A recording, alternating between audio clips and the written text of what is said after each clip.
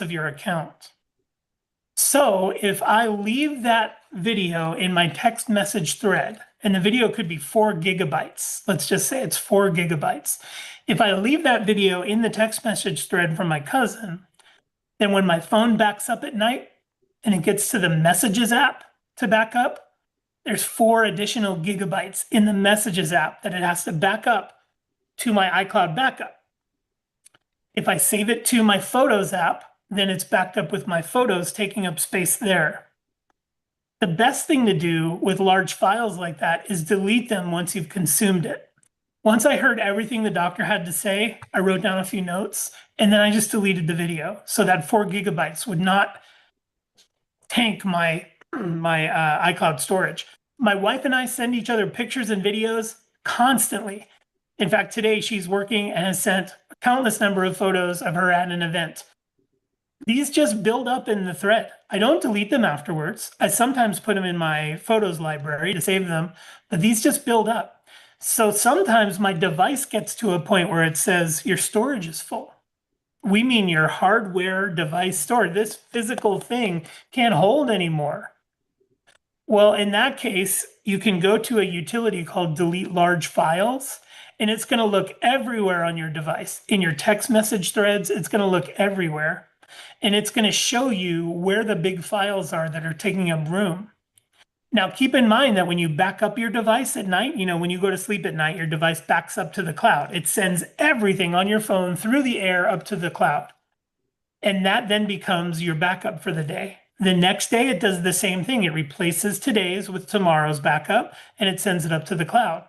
Now, if I leave that 4 GB video from my cousin about my grandfather in the text message thread, it's going to back that up. So I recommend that if you can consume a video and delete it, that you do that. Or if you want to save it to your camera roll, you can do that too. Photos in your photo library do not count against your iCloud storage. This is somewhat complex, but I'm going to re-explain it with way fewer words very quickly, just so in case it didn't click, here's another way to look at it. Your phone backs up every night, everything on it, both your iCloud drive and anything in your text message threads, your mail, attachments, whatever. Every night that gets backed up. You can choose to delete those videos and photos, or you can choose to save them. But if your device storage is full or your iCloud storage is full, when I look at the culprit, it's almost always my wife and I's text message thread, because she'll go to Target and video the entire aisle of pillowcases and send it to me and say, which one do you like? I just leave it in the text message thread. So that's 3 GB of Target pillowcases that I'm now paying for. So it matters how much convenience you want, the slider of convenience and management. Do I want to manage this thing all the time? Then I'm going to slide the slider over here, and every time I get a photo, I'm going to delete it, or a video, I'm going to delete it. Or is it the convenience side? I'm just going to leave that video of pillowcases in my text message thread because I don't feel like deleting it. It's up to you how you handle that. But there are consequences to keeping everything, and there are consequences to deleting everything. So it's really a balance that you have to find that's right for you. Do you store your messages from Messages on the cloud? Remember, that's an option. Yeah, I choose to back up.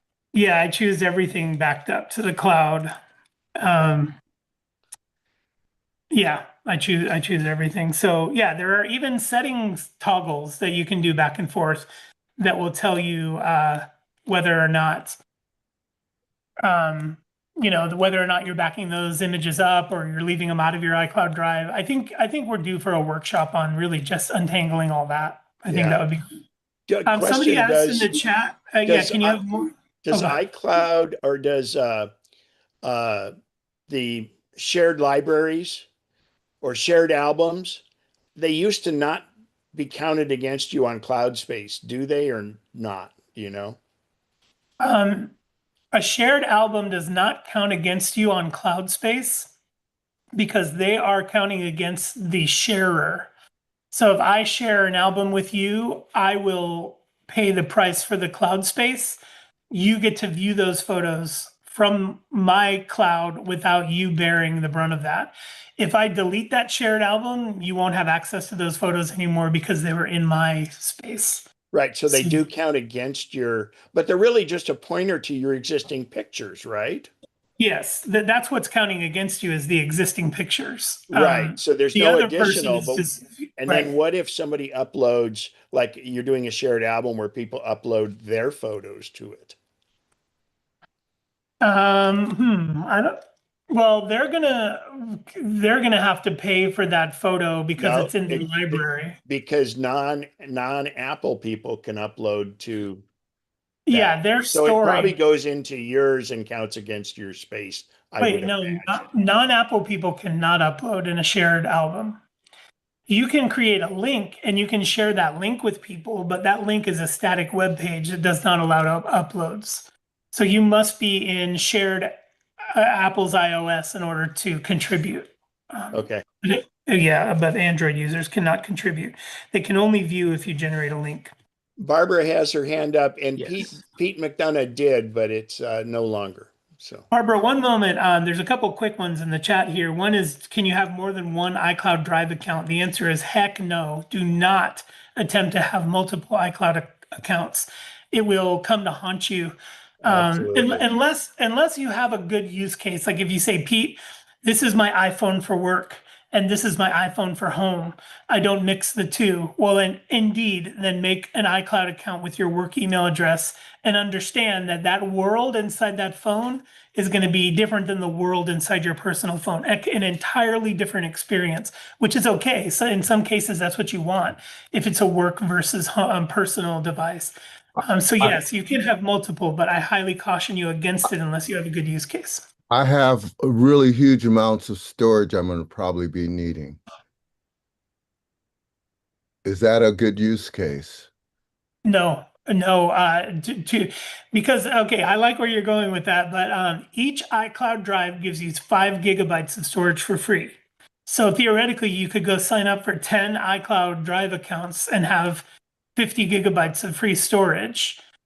But the logistical nightmare of that is an impossibility. It just you can't even log out of your iCloud account on a device without clearing it out completely. You have to erase everything on the device in order to log out, and then you would have to log in, download everything from the cloud, which will take a couple of hours or 24 hours to properly propagate.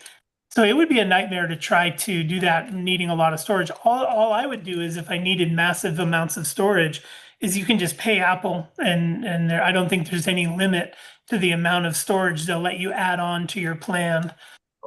I see 50 tera as the max, and I'm really pushing some high limits already. Are you That's doing big great. videos? Yeah, if Yeah, you're yeah. doing I've Oh, got they need I've to be got on an external drive or that can be accessed. I mean, do you have to, is it accessed just for your Mac or is it we want other people to access them? well, it's for me to work with, but it's just Now that you oh, need an external drive for that. yeah, Thomas, let me show you this. okay, This is an external hard drive. I pulled an SSD drive out of a PC and reformatted it for the Mac, but that's a complication that I shouldn't have even said. It's not even necessary to know that. It's just an external hard drive. right. And this is a USB-C cable that I can plug into either my Mac or my iPad. Modern programs like Final Cut Pro or even DaVinci Resolve, you can tell it, don't look for the video locally. Look for the video on my external drive. And so, like when I'm editing a video, because I feel you, Thomas, I deal with a lot of high resolution videos for work Right. productions, and in order to do that, I have to keep it on here. It lives on here, and when I'm ready to edit, I plug this in and I start editing. But all the video stays here. Even the stuff I'm editing is all getting edited on this external drive. And I've got a bunch of them with different colored tape around it, so I know which project is which. If I'm working on the new hire orientation video, that's going to be this drive. I have several other drives with that stuff because it's a headache.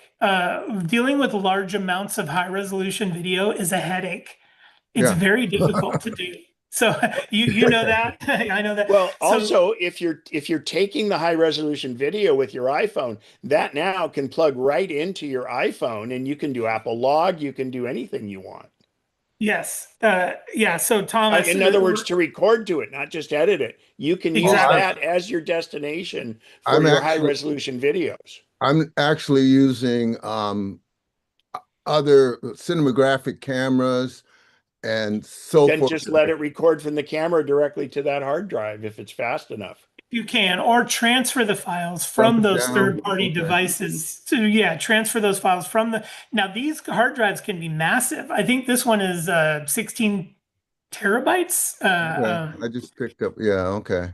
It can be massive. And so, like Ken was saying too, like the guy recording the bird show at Six Flags, if you really had to record that whole thing, you can plug a hard drive into your Right. phone, like I have here, and you can, and I know Thomas, you're using external third-party cameras, but Right. for those of you who are saying, "Hey, my niece has a recital and I want to record the whole thing," well, getting a hard drive like this and plugging it into your phone, and when you hit record, you can record the video right onto this external drive if you want to. This is complexity that isn't necessary in most cases, but um, I it's need. certainly for those side cases like you're talking about, Thomas. It's Pete, you Yeah. might mention cabling for fast transfers and what he should look for Oh, there. sure. Yeah. No, I got. I'll get your number. I'll get Al to text me your number or something, and we'll talk. Cause No, no, phone calls. Nobody makes phone calls anymore, Thomas. oh, you, you can hello. You FaceTime know or who you're something, talking right? to here? Keep Happy in to catch up. mind, keep in mind, all those recording solutions that Pete just pointed out, they require a USB-C to Right. really, so that's a I more see. modern user device. I think, Or a as Thunderbolt. Right. Right. yeah, No. but the old lightning connectors and stuff, the bandwidth is just not enough, I don't think. No. And so you'll need a newer phone, I think from the 15 Well, no, on. no, he's not doing his stuff on the phone. He just Yeah, I know. needs to make sure he I can get it for the right. other. For anyone who's listening, though, and you might be interested in something like that, a utility like this, yeah, Al's absolutely right. If you have Lightning, that cable was made mostly to charge and transfer small amounts of data. These new USB-C cables, which come on the new phones, are designed to transfer ridiculous amounts of data at a very high speed. So Oh, that's definitely a change in our landscape from before. Okay, I need to get on track because I could talk about We this got stuff. Barbara has her hand up. Yes, go ahead, Barbara. Two quick questions on what you were talking about. So if I understand you, you're saying if somebody texts you either a photo or a video and you open it, it doesn't automatically go to your photos library. You have to save it there, right? Fish, let me clarify that for a moment. There is a utility now called Shared with Me. And if you turn on the optional utility called Shared with Me, then when people text you a photo or a video, it will show up in your photos library with a little badge on it that says shared with me by, and then maybe my wife's name is Alexia. So mine says shared with me by Alexia.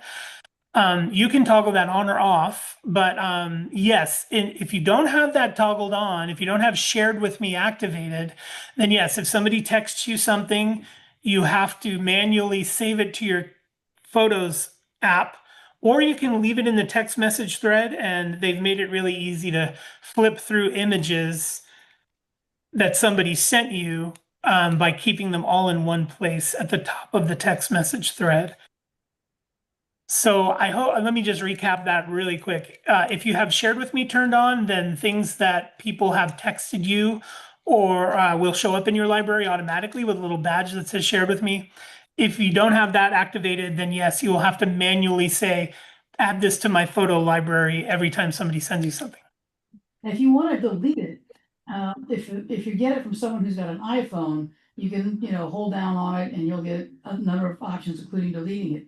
But when I get a message from somebody that's got a non-iPhone, I don't get all of those options. And so I don't usually get the delete option. How do you delete a text from someone who has sent it to you from an Android? It really should be the same way. Now, I have a friend who is on Android and he sent me a picture recently. So I'm going to go to these images that he sent me and see if I can delete it. So I'm going to hold down Usually when I do that, I don't get the option to delete. And if I do it with Here, an iPhone, here's here's automatically. why. Yeah, Here's why. There's one more step that you might be missing. So what I do is I long press on the image, yeah. and that brings up a new menu. Mine happens to say save, copy, or more. When I click more, it puts a check mark by the image. Right. And then there's a trash can in the lower left. Yeah. So I can now hit the trash can and it will delete that image from our text message thread. I don't usually get the more option unless it's from someone with an iPhone. I don't know if I got a setting if I haven't activated or what. Give it a try, because yeah, I'm gonna try it on another. I have two different Android text message threads and it's working on both of them. So Maybe it's in the new operating system and I haven't tried it since I updated. no, I think that's existed for a very, very long time. I'm doing it to the third one now. I do see more. Maybe you're not long pressing enough. Maybe you just have to hold until that the menu pops up. Works fine if it comes from an iPhone. And I do the same. That's I'd love to troubleshoot that with you one-on-one. There's got to be something amiss there. Okay. I do want to share my screen though, because somebody did ask in the chat, like, is there a way to filter large? Oh, Bev, yeah, is there a way to filter large files? Let me share my iPad screen with you and take you through that, because we are talking a lot about these files. And I do believe knowing how to see what you're doing, like I want to show you how to see how much space you're taking up and with what. And it will only take a minute, but I think it'll be a lasting utility for you to monitor your usage.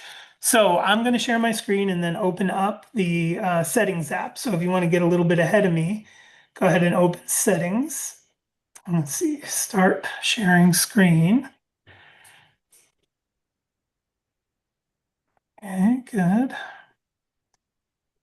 Settings app. Oh, before I do that, let's talk about widgets. Okay, am I highlighted here or spotlighted, or everybody see my screen largely? What are you Okay. mad about? I know it's always something. No, I think I was just being grumpy old man. That's my daughter, so she sometimes I'll do a grumpy face. I wasn't really mad. I don't. But anyway, what I wanted to show you here was that there is a lot of widgets on my iPad. You're looking at my iPad right now, and what you're seeing is widgets, or you're seeing multiple things. On the right, you're seeing 8 apps that I've deemed worthy of my homepage. And then on the bottom, you're seeing my dock, and that's all the apps that I've either planted there, or over to the right, you'll see my most recently used ones. And so what these widgets do, and this is how my iPad is set up. Every time I open it up, it has a photo, and it always has a new photo every time I open it. So in this photo, sorry, I get a little ahead of myself. This widget is to display photographs. Now you might be wondering, like, well, what? Does it just pull any photo from your entire library? And the answer is not necessarily. You can make it so only one particular album is the source of the photos. So I have an album called Photo Album that I use here, and every time there's a fun photo, I just throw it in there and then it pops up here. So every time I open my iPad, I have a new photo to look at, and that is part of the widget that I've created. And I'll show you where to find them here in a second. If we go to the other 3 widgets right below that photo widget, then you'll see a couple of other things. One is the weather around here. There's the current weather in Beaufort, Georgia, and the forecast for the next couple of days. I kind of like having that up there at a glance, so I use that widget on my homepage. And then you'll see to the left of the weather, there's 2 more. One is my home automation stuff. I like that as there at a glance, because if the fan was running, and I'm going to turn on the fan in the basement here, I just turned it on. Something.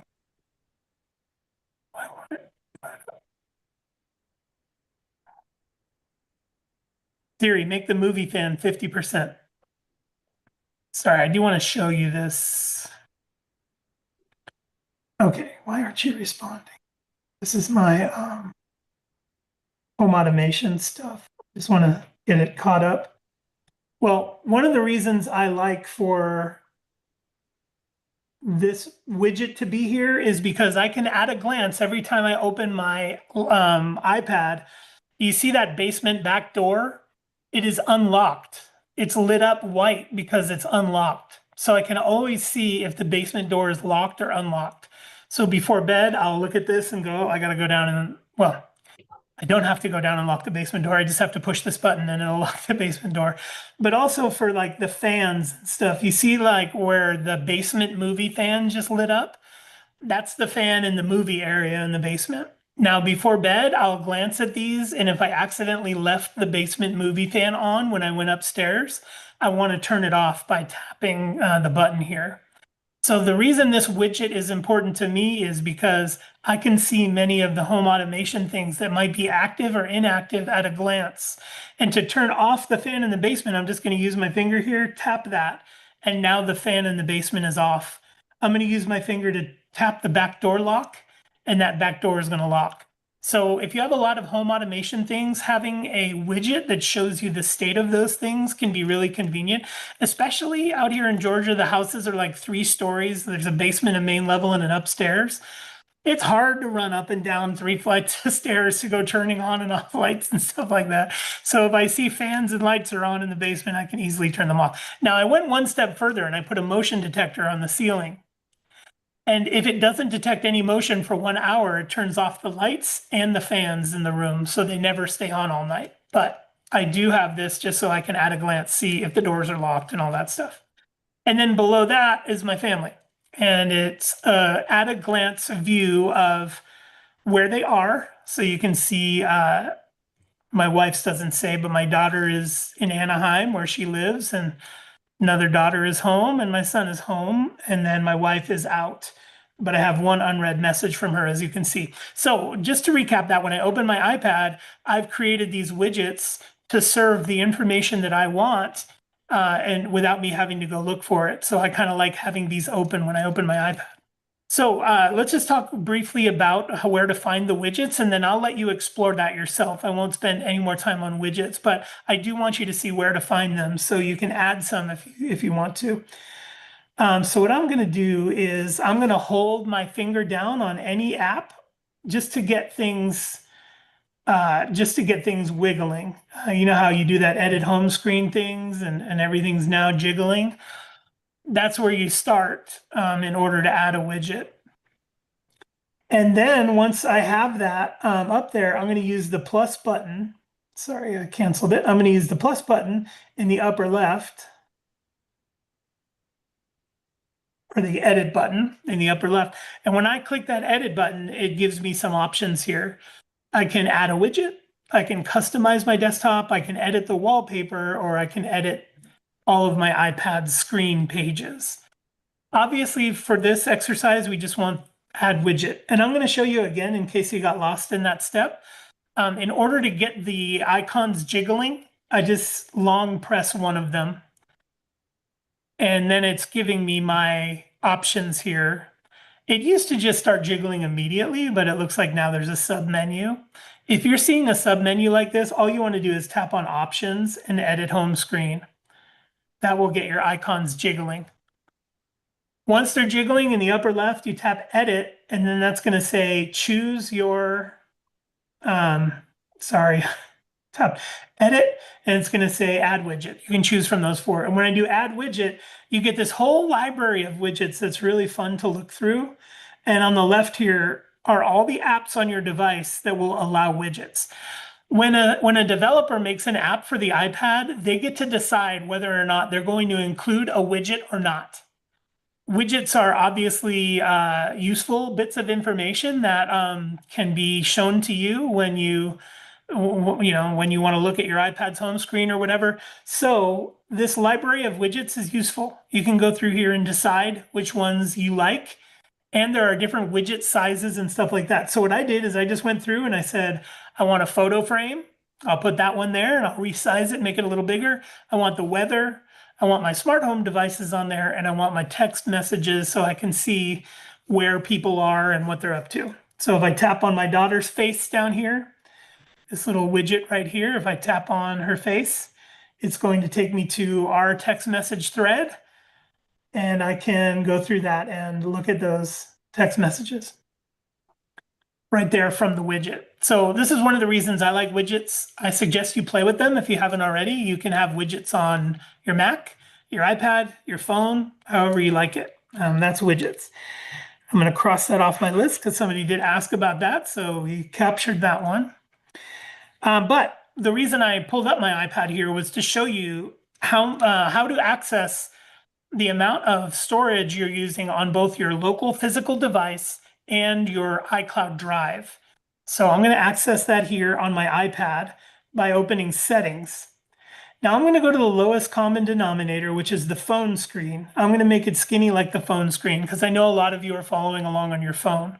So even though I'm on my iPad, I'm going to reduce it down to phone screen view. So if you're on your phone and you're in the settings app, you'll see something like what I see here. Your name at the top, and then a bunch of options below. What I'm going to do is tap on my face up there at the top, very top, tap on my face, and that takes me to my Apple account. So just simply tapping my face up there at the top. And then what I'm going to do is go to iCloud. You see iCloud is this option here. I'm going to go to iCloud. And what this is showing me is my statistics. So saved to cloud, I have 74,000 photos, 14.9 gigabytes of files stored in my iCloud drive, 645 passwords, 210 notes, 192 gigabytes in my Messages app. And look at the comparison to mail. 900 megabytes, which 1,000 megabytes is a gigabyte, versus 192 gigabytes in my messages. So as you can see at a glance on mine, I could easily go in here and reduce some of these bloated categories. How does yours look? Did anything surprise you here? Are you seeing anything that was surprising to you? Do you have a lot of data in your Messages app that you didn't know about? Or I'm just curious to check in and see. Anybody have anything remarkable on this screen that they saw? For me, it's the messages, almost 200 gigabytes worth of stuff in my messages that is costing me monthly and are probably not necessary at all. Like I said, it's my wife on the pillow aisle at Target recording the whole aisle to ask me what I want. It's just, one of those things. So Pete, take a look before at you that. get out of that screen, to display how good optimization is, you might show how much your photos library is taking up on the cloud, and then go back to internal phone storage. Yes, I'm going to do that next. Yep. But for here, yeah. And if I tap on photos, right, I can tap on any of these categories here that say save to iCloud, photos, drive, passwords, notes, messages, all these. I'm going to tap on photos, and it's going to give me an even further breakdown. It's going to tell me that I have 100 or 1.27 terabytes of photos. And I can then, knowing that information, I'm going to tap on where it says 1.27 terabytes. It's going to take a minute. But here, let me go. But this is where you can go in and actually see, like if I tap on those photos, I can actually see what videos are taking up the most space. And it'll show them to me in order of size. And if it's just a video that I took that was incidental, that isn't needed, I can swipe it away easily.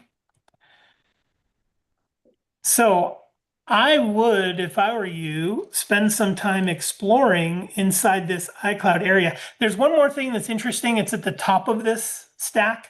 It says storage here. I'm just going to tap that so you can get a look at what I'm storing here in my iCloud. Now Yeah, you there see it that little, shows your 1.3. yeah, you see the graph at the top, and it kind of shows what my 4 terabytes is taken up by. Again, I have a 4 terabyte plan. I can click here to change the storage plan. And if I go there, I think I get pricing. Yeah, there is.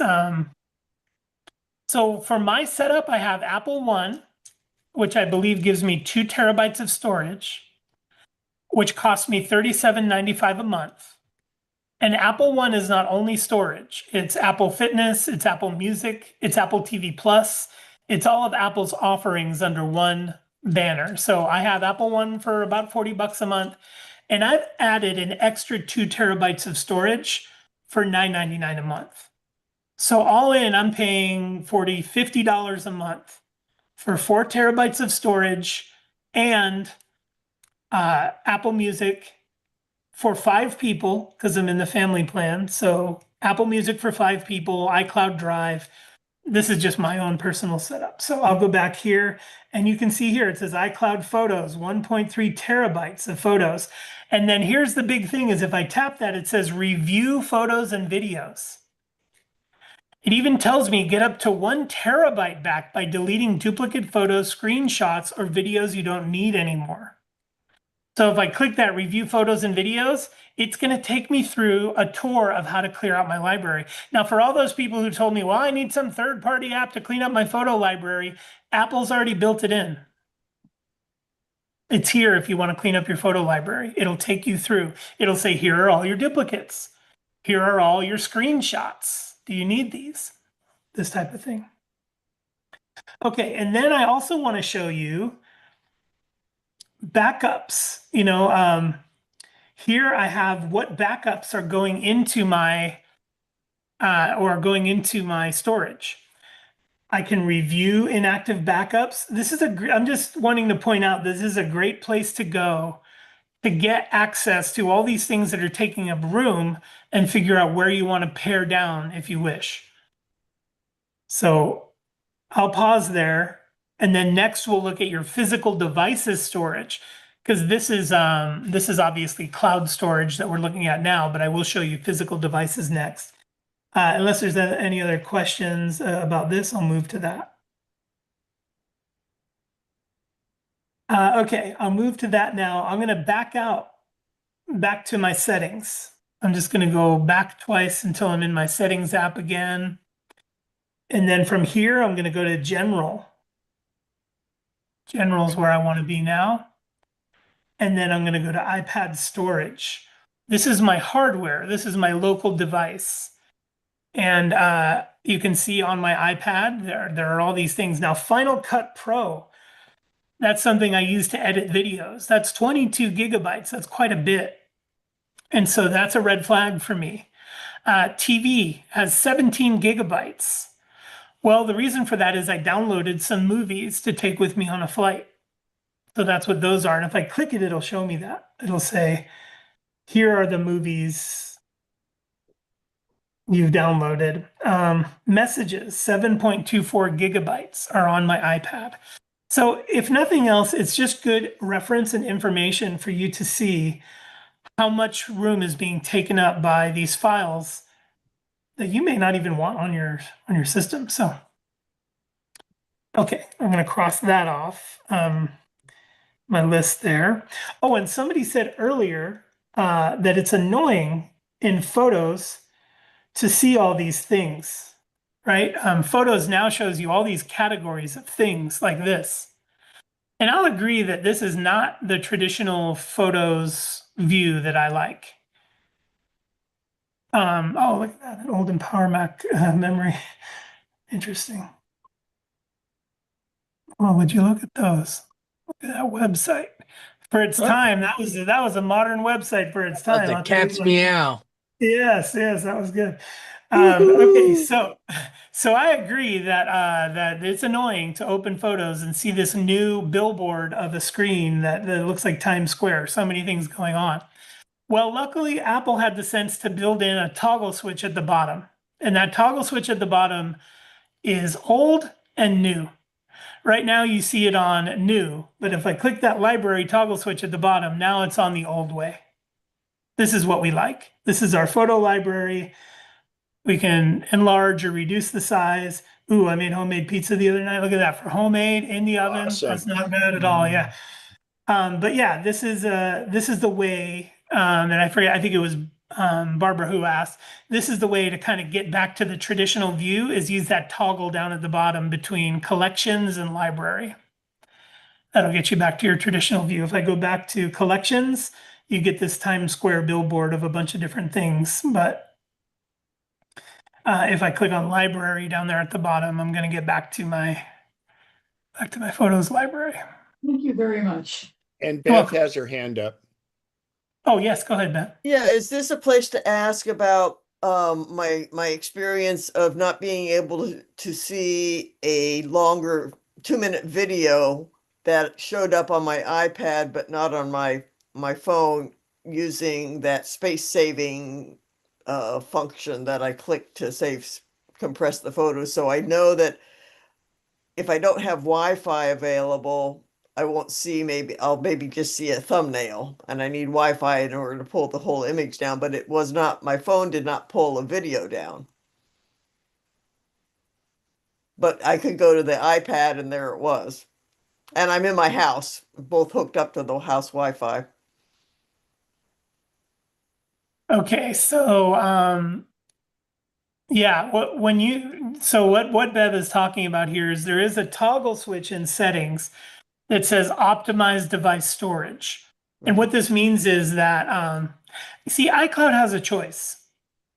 It can either send all of your stuff to all of your devices, right? Because the way the cloud works is everything is there. That's your real library. No device that you have has your real library on it. And I'm not just talking about photos. I'm talking about your files, calendar, contacts. All of that stuff is in the cloud and fully propagated. So it's all there and you're safe. If this device fell down a sewer drain, you go get another one from Apple, you log in with your iCloud, and iCloud decides to put everything back on that device just the way it was. Well, that's not always good, because you might buy a device with less storage than all the stuff you have in the cloud. Your device might be 128 gigabytes and the amount of stuff you have in the cloud is 256 gigabytes.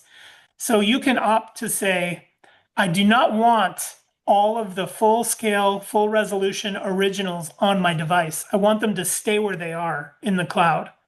I still want to be able to see them all on my device as a thumbnail. And then when I click the thumbnail, the entire resolution downloads. So if you do not have, I have that checked on all my devices.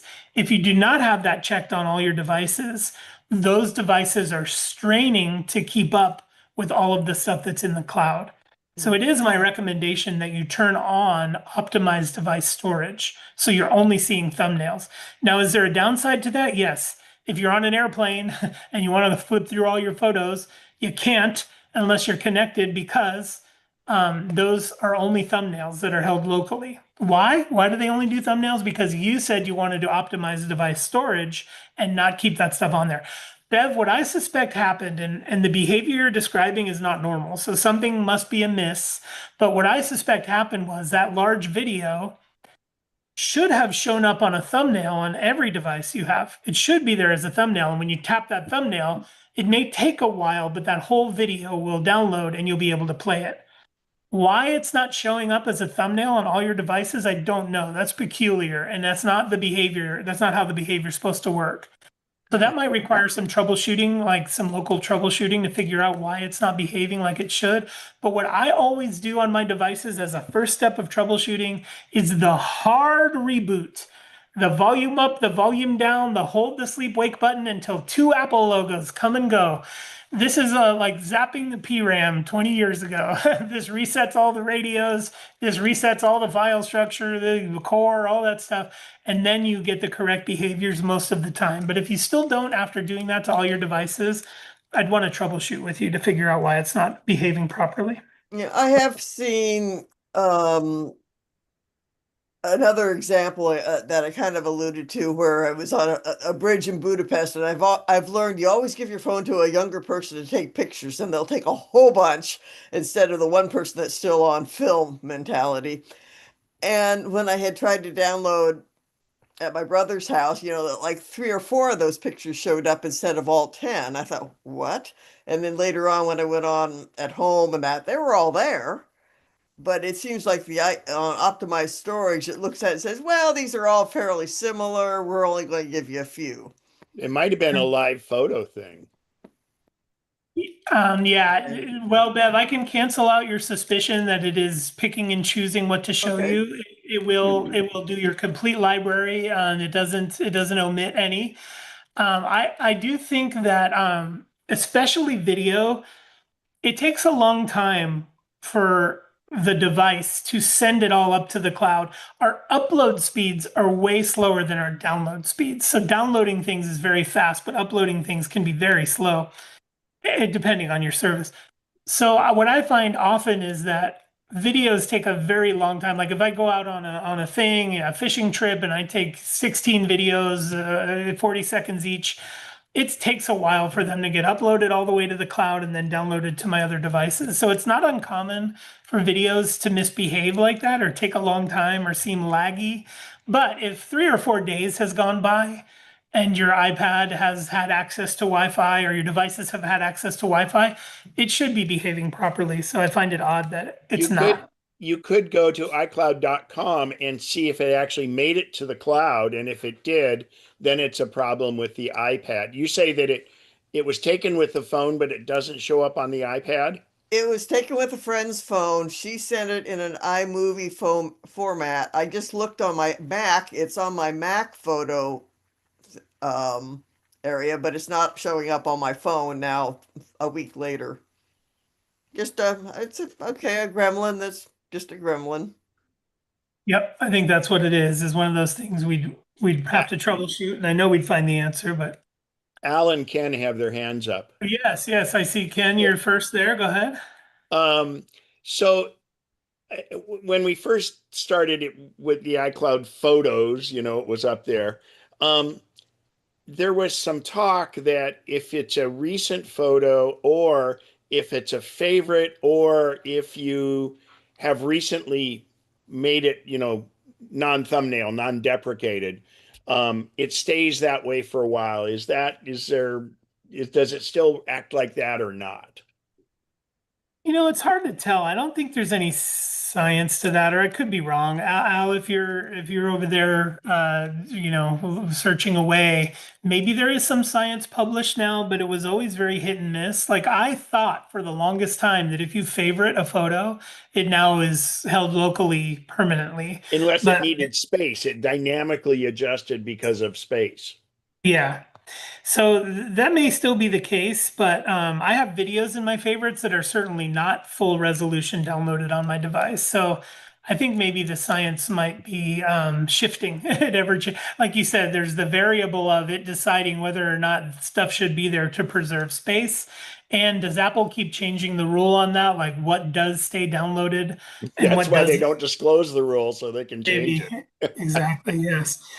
I'm looking now to see if there is a way to say, yeah, you can't even tell it, keep this local to my device on a photo. So if you see there's science to that, Al, while you're searching, maybe post it. But I'm not sure Apple even quantifies that just yet because of the dynamic nature of the utility. Al, I see your hand there. Yeah, I just wanted to point out when you were talking about the photos collections and your library that if you're dissatisfied with the order in collections, if you're dissatisfied with it, at the very bottom there is a reorder, and you can move it around to what you'd like. And even hide sections that you don't need, right? Yeah. So good call, Al. If you go to I was calling the Times Square billboard, or if you go down to the bottom of that list, there is a button that allows you to customize it, and you can change the order, hide some of the categories and stuff. You can make it to your liking. Good call. All right. Well, I'm looking at my list. There was one more question about notes versus file structure, and that I think is a good just moment to take there. I would normally say right now that I would normally be very clear that Notes is an app designed to be like to be just like a notepad. It has different pages you can create that are separate from other pages. You can jot down things that you need to remember and access. You can pin notes to the top. And then I would normally say once you leave the Notes app, the file structure is completely separate, which it is. The Notes app has notes in it, and then you have your device's file structure. On Mac OS, that's called, or on a Macintosh, an iMac, or a MacBook Pro, that's called Mac OS. That's your file structure, and they use Finder on the Mac. On iOS, you have your on your mobile devices like your iPad and your phone, you have iOS, and that file structure is not called Finder. And I'm kind of mad about that because it would be so much easier if it was. I see Apple's reasoning for not calling it Finder. They want to keep the Macintosh laptop, desktop separate from the mobile devices like iPad and iPhone. So they opted not to call the Mac's file system the same name as the iPad's file system. They call them different things, which is confusing for us. But whether your device is a desktop or a mobile device, it's got a file system. Your desktop and laptop is called Finder, and your iOS is called Files. The other confusing thing is they both sync and talk to each other, but they're not called the same thing. So I would argue that the Notes app is an entirely different ecosystem than the files structure on either your Mac or your iOS device. The reason I hesitated at all was because when you want to scan a document, Apple, for some reason, put us through a wonky workaround for scanning a document. And that is that you scan a document using the Notes app. You scan a document using the Notes app. I would prefer to scan a document directly into the Files app because the Notes app is a go-between. I really don't need, oh my gosh, I just discovered something. Cancel everything I just said. Dang it. Get it. They did it. Okay, so in the past, you had 4 seconds ago, you had to launch Notes. Renaissance Pete. Yeah, right. And I'm just going to share my screen to show it. You had to launch Notes in order to scan a document. And for me, I didn't like that go-between. Well, now it looks like they've fixed something here. Why is that mad picture of me still there? I don't want that mad picture of me, but he said smile and I did that. I don't want people to think I was mad. Okay, so you used to have to open the Notes app, and within the Notes app, there was a scan document utility. Thank goodness in iOS 26, they now have done something different. So what I'm going to do is, you see I have the Files app in my dock. It's down here. I'm going to use the mouse to point it out. It's right down here. This is the Files app. It's a blue folder. You have one on your phone. You have one on your iPad. And it's called Files. That's the name of the app. Well, now to scan a document, you long press on the Files app. So I'm just going to hold my finger down and you'll see that. And yeah, you'll see or that if you're in the Files folder, it's the ellipsis in the upper right. Yep. So now to scan a document, you have the option here while long pressing the app on your device or entering the app and using the ellipsis in the upper right to say, I want to scan a document. Now, obviously, scanning a document with an iPad is somewhat cumbersome because of the size of it and the camera, but just do the same thing on your iPhone. You can just go to the Files app, long press, and say scan document. The result is going to be that you will have a document saved in the format of your choice. It can be in here. Let's do scan documents. I'm just gonna, let's see, what is this? So many documents. I'm just gonna click scan here. Now I have this document here. I'm gonna click on keep. And now I get to decide with this document how to save it, whether I want to save it as a PDF, whether I want to save it, why is it going back here? Okay, whether I want to save it as a PDF, whether I want to save it as, and that screen's coming up here. Yeah, save as scan document. And I can save that right to my files. That's a little bit of a clunky demo. The magic won't happen, or it won't click for you until you actually do that with your phone or your device. I highly recommend you pull it out, you find the blue folder, you long press on it, and you say scan document. Scan a piece of paper or something like that, and then you can just save it right in your files. When you go over to your Mac, it'll be in there. It'll be in the Finder. So it's a great way to scan things. We used to have to use like printers and put stuff right on the glass and scan them that way. That's completely unnecessary anymore. Now, the advantage, I see that hand, Bev. The advantage is that if you have a lot of documents, like a stack, a realtor gave you 30 pages and they're both, they're all double-sided. An auto document feeder is really helpful there. And modern office supply stores like Staples and Home Office Depot, you can hand them a large stack. They put it in this document feeder and it'll scan them all very quickly. But if you have 1 or 2, 5 documents that are double-sided, you can use the Files app to scan those into a PDF. Even if there's 5 pages, you can add all 5 pages to one PDF, so it's all continuous. Okay, Bev, I saw that hand. Oh, you said you've scanned it on your phone, whether you're scanning or scanner app or probably or in the preview or in the notes file, and you send it to, you can find it in by Finder. Where, when I open Finder, would it be then in the iCloud Drive, and would it just be at the bottom of the column of many files? Or how would I find it once I'm in Finder?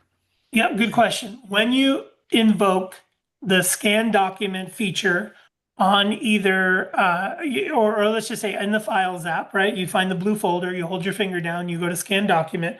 Once the document is scanned and you're prepared to save it, it will give you an opportunity to tell it where you want it. So no, it won't just go get lost at the bottom of your downloads or something like that. You get to decide where to save it. And you can even see your document tree. You can even, it's the save dialog box that you know so well. You can just say, oh, I want to save this in personal projects, and then hit save. That way, when you go to any other device like your iPad and you go under personal projects, there will be that PDF that you scan. So it does stop and give you the opportunity to both rename the document and decide where you want to save it.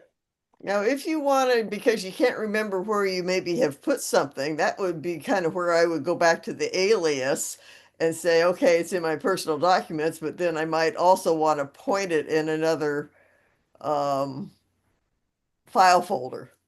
You can That's search by where recent. that's where alias has expired, and Yes. tags have taken over that spot. Oh, I don't know about tags. Well, Yeah, actually, you know what though? If it's a document and you know a specific word in the document, it will OCR it, and you can search by a word in the document. Yeah.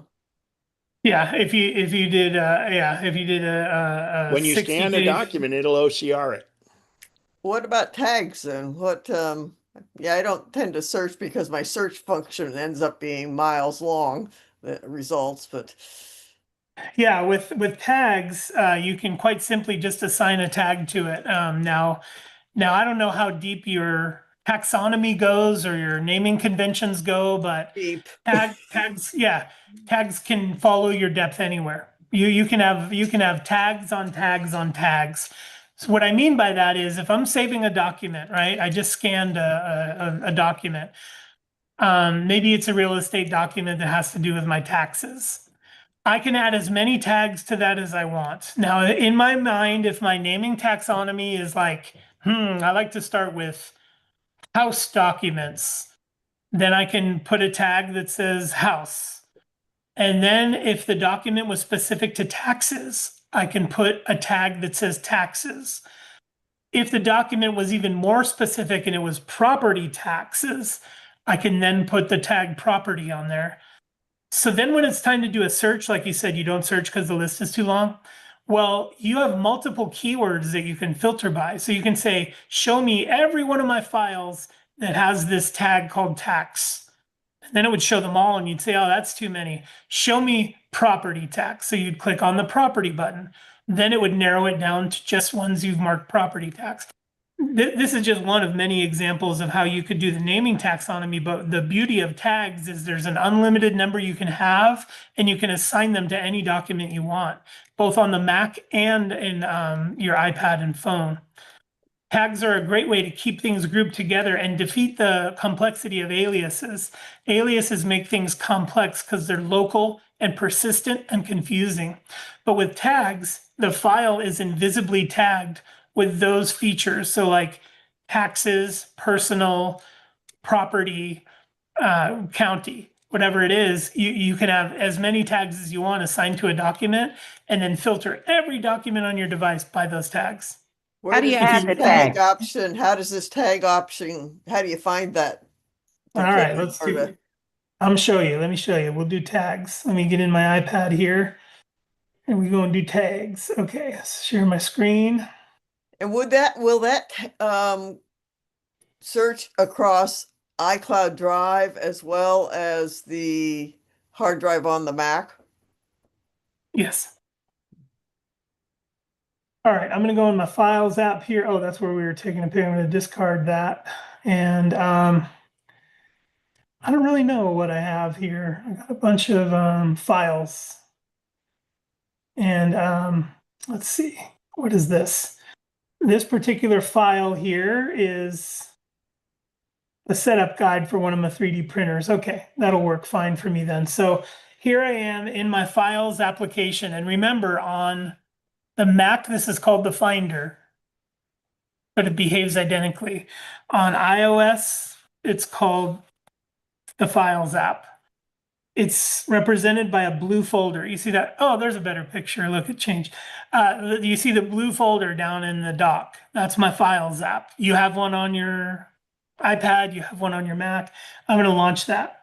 Now, I do, 3D printing is one of my hobbies. So I maybe want to tag some of these files with 3D printing as a hobby. So what I'm going to do is I see a document here that could use a tag. So I'm going to long press on that document. That's all I did was held my finger on the document. And I had if you're on a Mac, right click? Right click on a Mac. Yep. And you can see here that my contextual menu popped up with lots of different options. But at the bottom there, you see it says tags.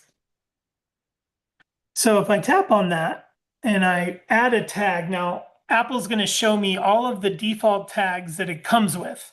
And it just gives you colors like this. But if I scroll down, there's lots of different tags that I've added on. And then even further, it says add new tag. I like that. I'm going to click on add new tag and I'm going to say 3D printing. Okay, and then hit the check mark. 3D printing is the tag. Put it on there and then boom. Two things just happened. One, I completed the tagging of that file, and now you see the red dot. You see that red dot right in the middle of the file name there? That indicates that that's tagged with my 3D printing tag. Now I see another file right above it that I want to tag as well. So I'm going to long press on that. I'm going to go to tags, and then 3D printing is right up there at the top, and then done. You see now two files have a red dot. So if I wanted to search my entire drive, like if I go here and I go to search, I want to search for 3D printing. And I'm not even done typing yet, but you can see my red tag that says 3D printing has popped up.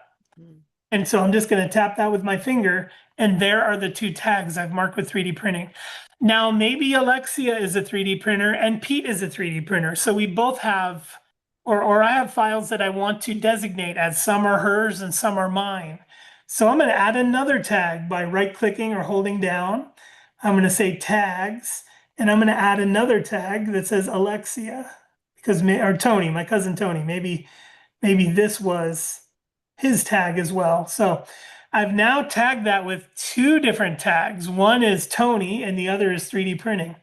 So if I search up here again for the word Tony, that file is going to come up because it's been tagged. So you see how tags will bifurcate and make it so you can get one umbrella, but then under that umbrella, you can get a bunch of sub tags that will help you refine your search very quickly. And that's got to be somewhat confusing because just the nature of the topic, it is somewhat confusing. But if you get in the habit of using tags, like I have a work life and I have a personal life. And when I save files, it's easy for me to just click the work tag. And then if I'm searching for the word bread, every file comes up. But if I modify that search with the tag that says work, it separates out all my personal stuff. And now I know I'm just searching in my work folder. It's very easy once you learn the process and get to know it, and it's intimidating when you don't know it. But I recommend start tagging some things. Now, this is, we used to do keywording. We used to do entire days on keywording stuff. And what we found after learning about keywording is that keep it simple. I heard you say, I have a lot of naming taxonomy or something like that as a badge of honor. But challenge yourself, say, you know what? I'm going to simplify this. Instead of having a tag that says blue shirt and a tag that says red shirt and a tag that says tank top, I'm going to just say shirt or something like that.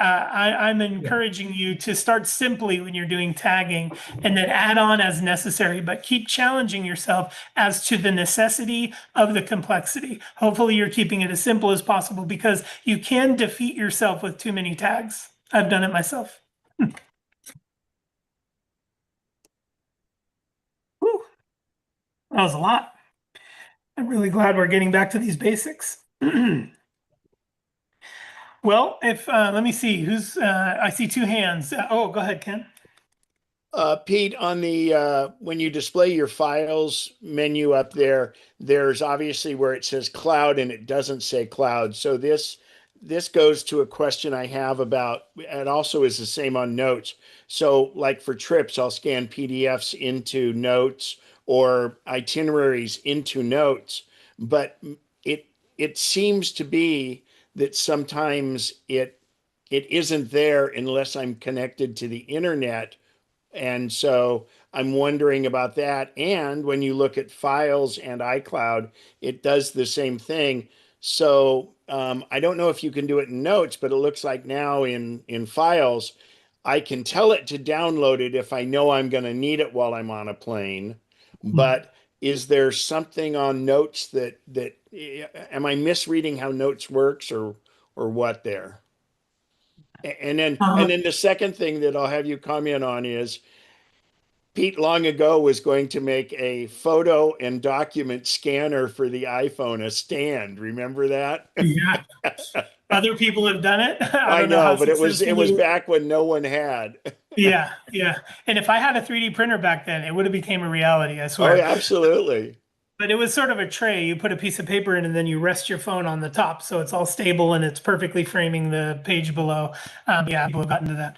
Okay, so Ken, before I get to you, Mary, I do want to point out, let me see, I'll share again. I'll go back to the Files app because you can, they're very straightforward about it in the Files app.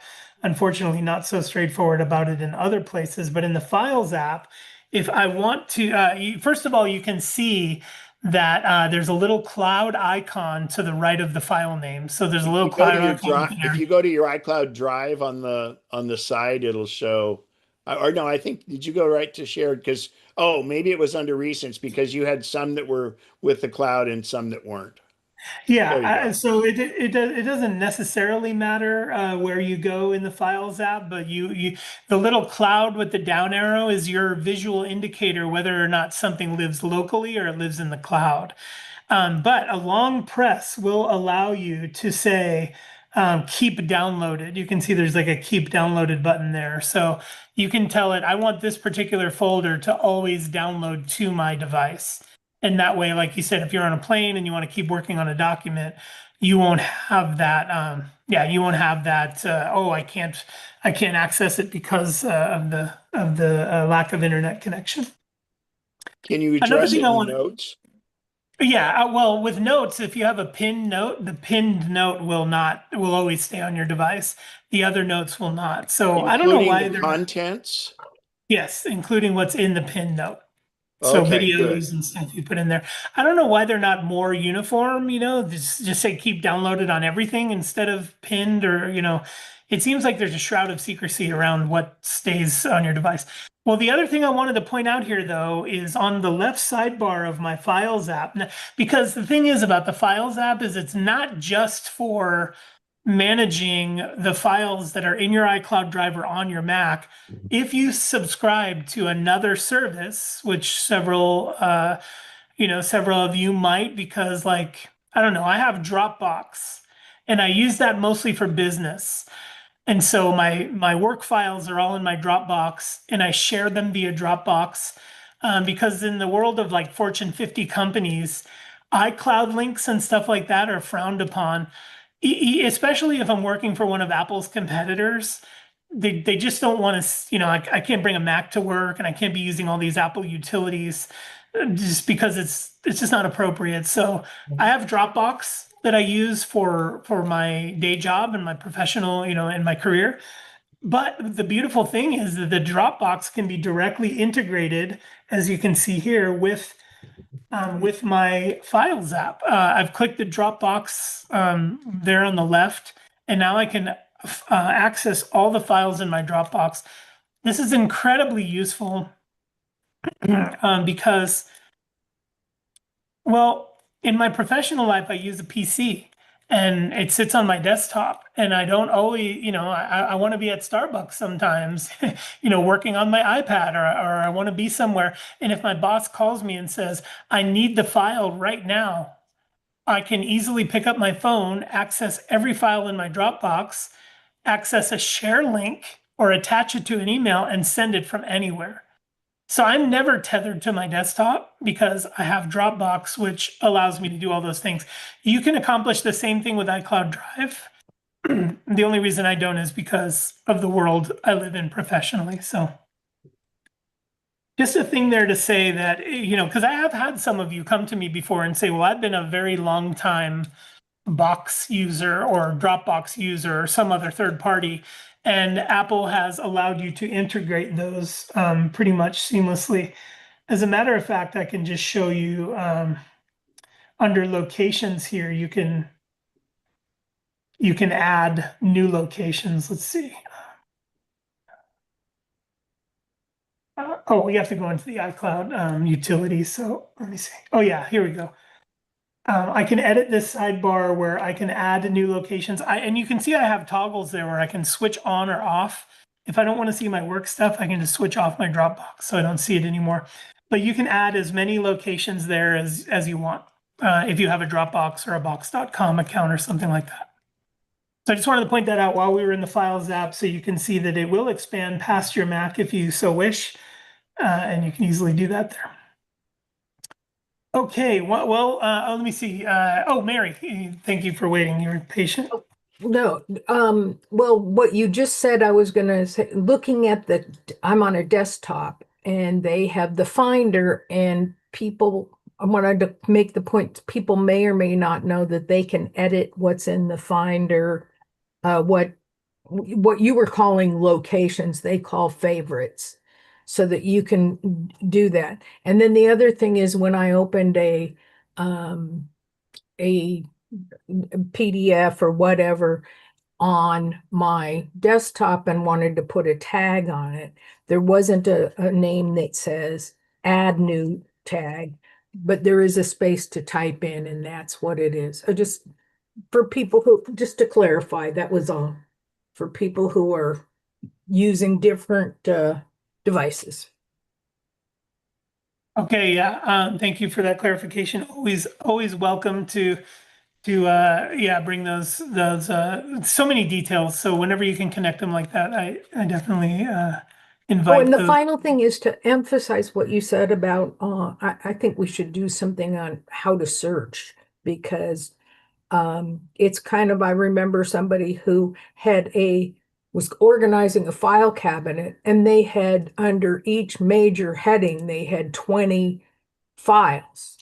And instead of just saying shirts, clothing, shirts, and you could look through a file with 12 documents.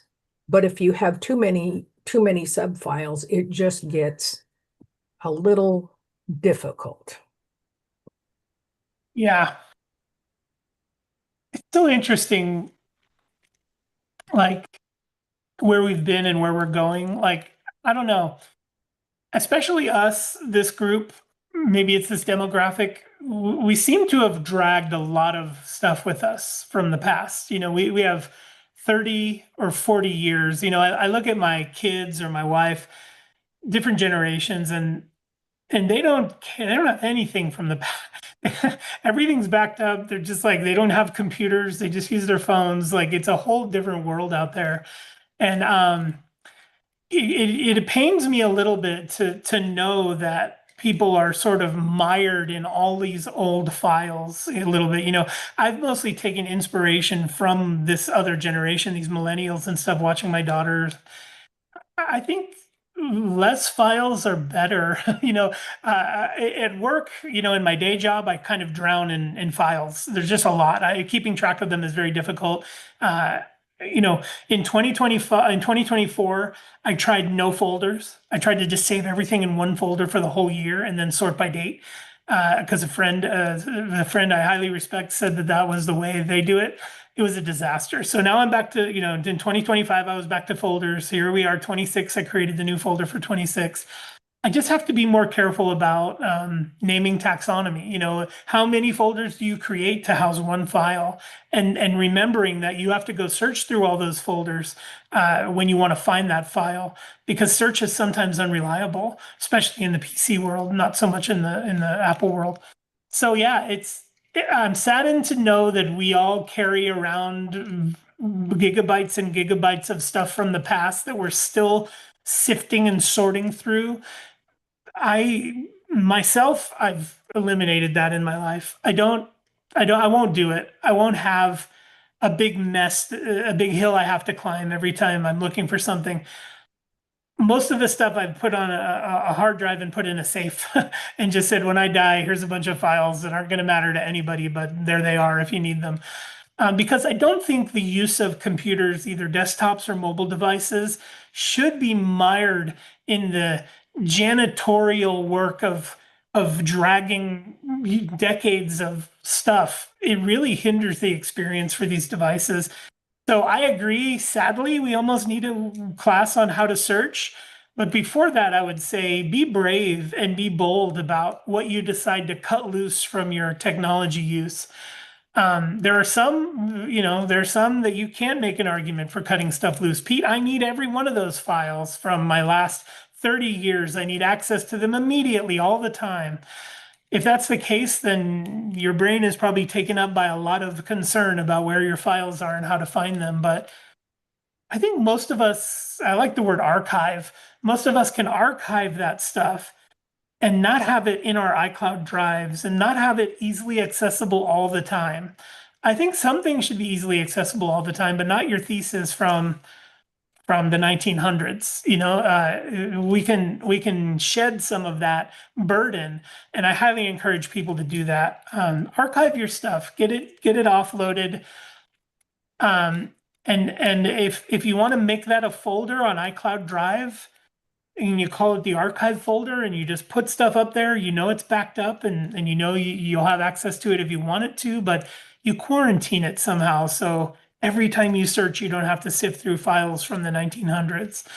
So I don't know. It works. It's like steak. Everybody likes it differently. You might like being mired in all these files and feel powerful having access to stuff from 30 years ago. But I would just encourage you to shed some of that burden where you can, because technology use is not made for that anymore. 20 years ago, I think the philosophy was more, this is a workstation where all your stuff is, and you can have an external hard drive to keep it all there. I think today it's on the go. It's you're accessing stuff in your recents, mostly stuff you've been working on. You access into recents, and you're not necessarily keeping decades long archives of stuff on your device accessible at all times. It's more, so I don't know. I would encourage you, if you are, not you specifically, but everybody on this meeting, if you're mired in decades of files that keep popping up or being a burden, think about the new future where these things are zippy in and out, very little, like very little suitcases to unpack here. If you can, and then an archive folder with all of your files from the 1900s. It's not easy, and you can get into arguments about it, like, well, Pete, what about all my videos? What about my 400 pounds of hard drives that I have sitting here? There are a lot of whatabouts, but your day-to-day use should be free of a lot of that old stuff. I hope I'm making sense. Well, actually, when you start loading your phone up and your computer with it, your phone especially, all that data makes it heavy. No, that's a physical joke, not a metaphorical joke. Yeah, but also eats up your storage and is No, unnecessary. and like you said, I think the burden of search, because we have such great search capability that yeah, I mean, it's how many, there's like all these old weird files you don't need to see. I have a good example for you. About 10 years ago, I found a website that would allow me to download the dummies books as PDF files. Oh yeah, Websites for dummies. Remember those yellow and black yeah. dummies books? I found a website that would give me as many as I wanted. No, I don't know if that was legal or not, but I check marked probably 200 of those dummies books and hit download. Now, those are still sitting in my file. So I'm as guilty as anybody of just dragging junk into the future with me. But those hundreds of PDF files that are hundreds of pages long each are still in my iCloud drive to this day. Now, it was about 10 years ago I downloaded them all. So every time I search has to go through the index of 200 PDF files that are all 300 or 400 pages long, because they're ebooks, right? They're books that I downloaded. So can you imagine the indexing my devices have to do to make sure that 200 times 300, I don't even know how many pages that is, of pages is searchable? So anytime I search for something, the first 100 results are all these darn ebooks that I downloaded 10 years ago. So it's like, what do you do with that? Now, my mentality, because of a Gen Xer, is sort of like, I can't get rid of it. I might need it someday. All right. So now these books are sitting there. I might need telescopes for dummies one day. So I'm going to keep it. But look at the mess it's caused me all these years of having to wade through all those files. So anyway, yeah, it's just one of those things that I think we could operate a lot cleaner and leaner if we wanted to. And sometimes it's just as simple as creating a folder called archive and moving a bunch of junk to it and saying, get this out of my way, because I want to be able to see my recents, the stuff I'm working on now. Ellie has her hand Pete, up. Ellie has her hand up. Yeah. Speaking of legacies, what's the status of PhotoStream? I was going into some older photos here the other day and manually adding some keywords, and the keyword kept popping up, PhotoStream. Has that been replaced by something else? And is that a legacy that I should just, I don't know. What's the status of it? Yes, PhotoStream has been sunset. And I think the last warnings I got were a couple of years ago, where Apple was warning me, hey, anything you have in PhotoStream will not be accessible any longer after this certain date. And it has been replaced by shared albums. So shared albums are the new PhotoStream. Well, that's half the story. shared albums are the new photo stream, plus family albums. Now, this is interesting. I don't have it turned on just because I don't really see the value in it, but you can make it so any photo you take on your device is uploaded to a shared album with other people. That's every photo you snap. You're not saying, I want this photo to be in this album. It's, hey, you're in a family, do a family album. Any picture anybody takes goes to this one album. I don't like that necessarily, but that is a version of photo stream as well. So between those two, the shared family albums and the shared albums, those two have replaced photo stream completely. So am I going to lose? Well, I just don't, what should I do with it? You know, I have these pictures from years ago that all are labeled or keyworded photo stream. Is there something I need to do to, No, those keywords were either applied automatically by the album they were in or something, or you applied them. But the keyword is harmless. It's just simply Okay. a tag basically on there. You won't lose any of that. If you were going to lose something from that, you already have. It's already gone because I don't know how long ago it was sunset. Al might have put some details in the chat, but it was sunset quite a bit ago. Yeah, I mean, it's just my photos, iPhotos, and photos have worked just fine. So, anyway, I just the nomenclature threw me. Yeah. Oh yeah. And the nomenclature is always changing. It's like, what are we calling it now? And where do you find it now? That's a tough one. So I'm with you on that. Al had the answer before you even asked. I I think see him. I'm July of going to read it. 23. I see him. That's going to be great. Thanks, Al. very nice. Yep. Okay. Randy, I see that. Or no, you didn't. That wasn't a hand. Okay. Well, if there's nothing else, we'll dive into reminders, which was one of the, oh yes, go ahead, Beth.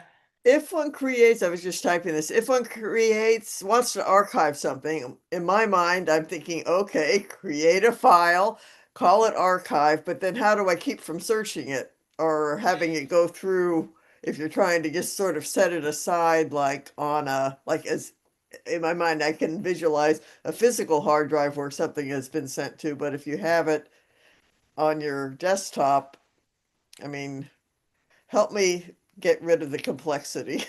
Yes. I, hmm. I'm checking now, but I think you can exclude it from search. You can say search everywhere, but I want this folder not to be included. I may have to do some clicking on that to find out if that still exists. But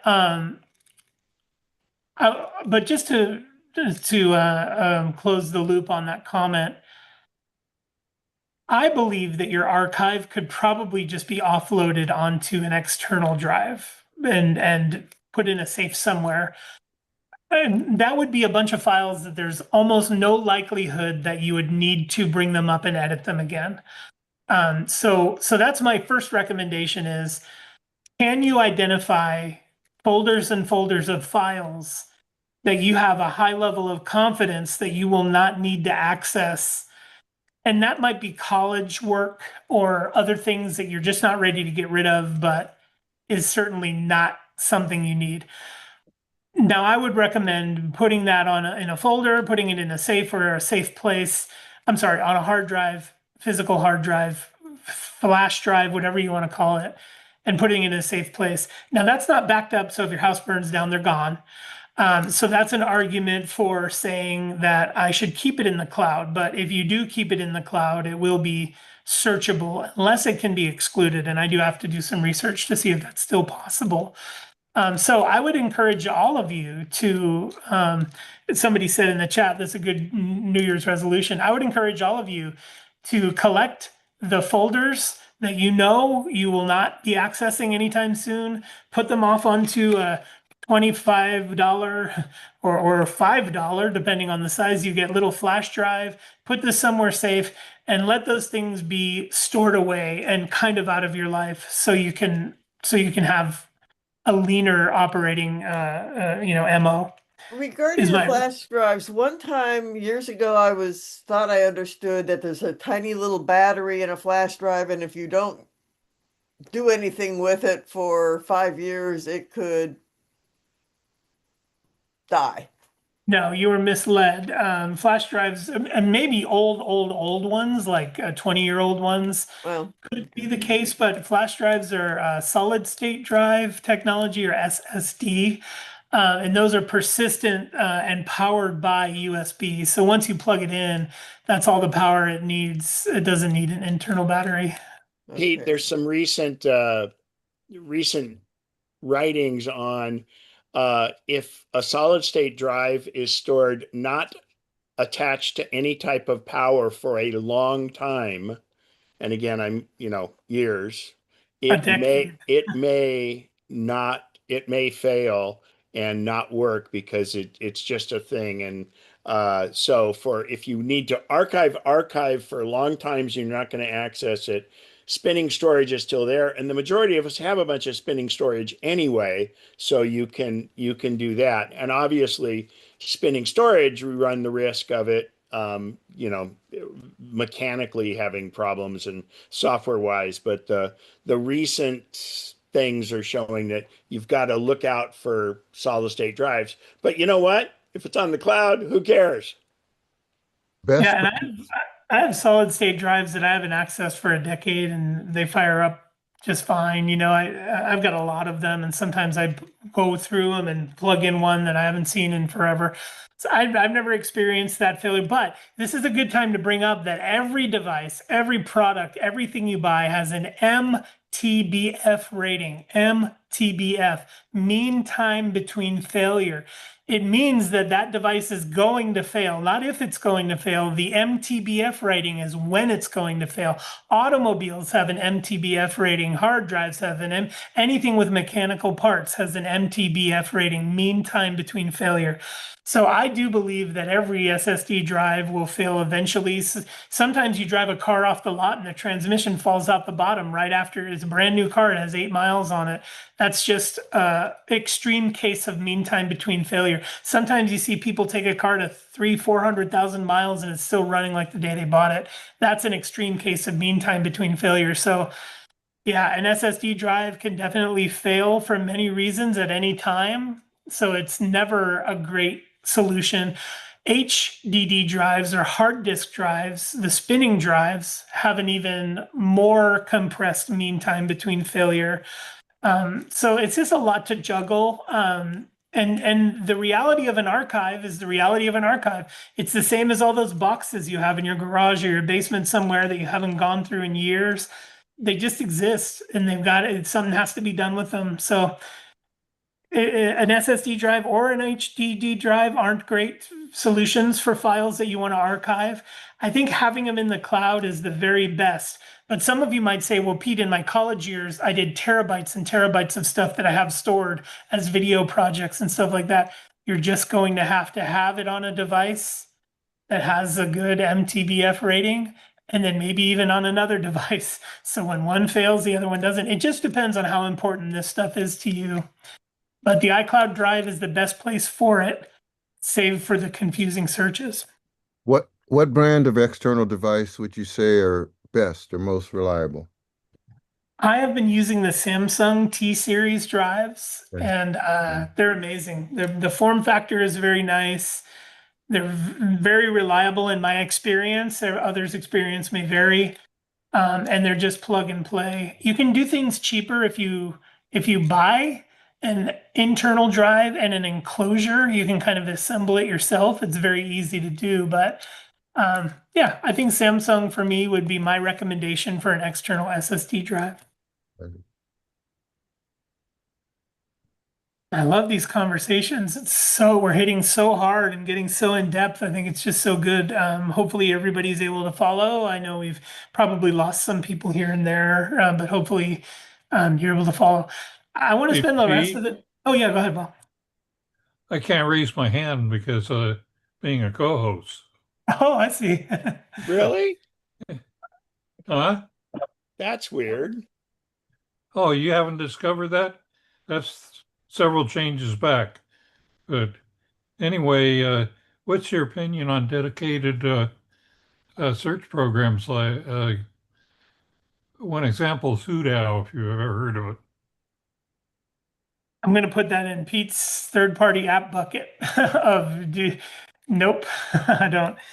I just think that's a layer of complexity and nefarious possibilities that are just not necessary. And by nefarious, I mean sometimes when you give these third-party companies permission to install something, they just make a mess.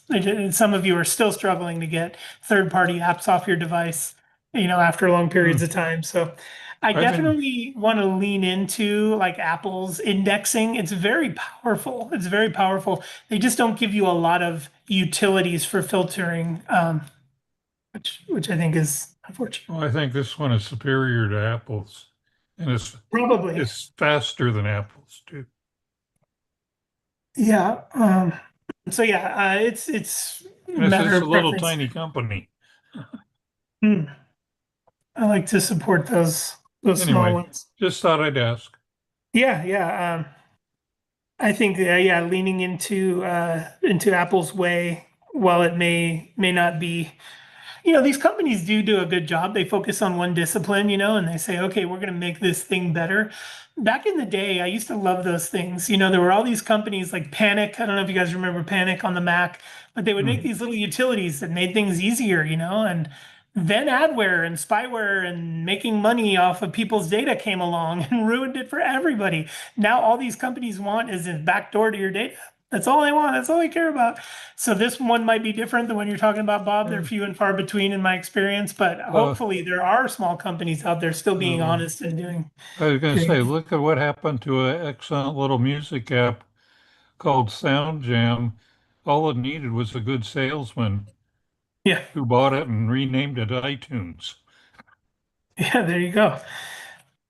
Yep.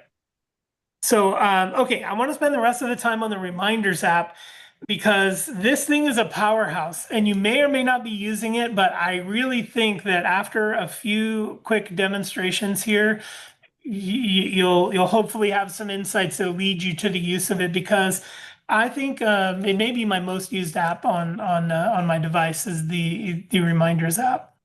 I'll go through a few things in sharing my screen, kind of take you through what I think is important about the Reminders app.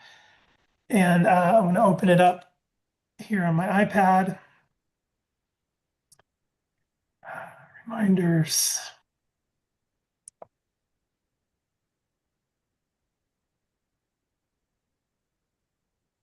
Okay, there it is. And I'm going to make it iPhone size because, again, a lot of you are following along on your phone. So there's what the phone would look like. Yeah, the Reminders app. Now, when you open yours, you probably won't see these large tiles like I have.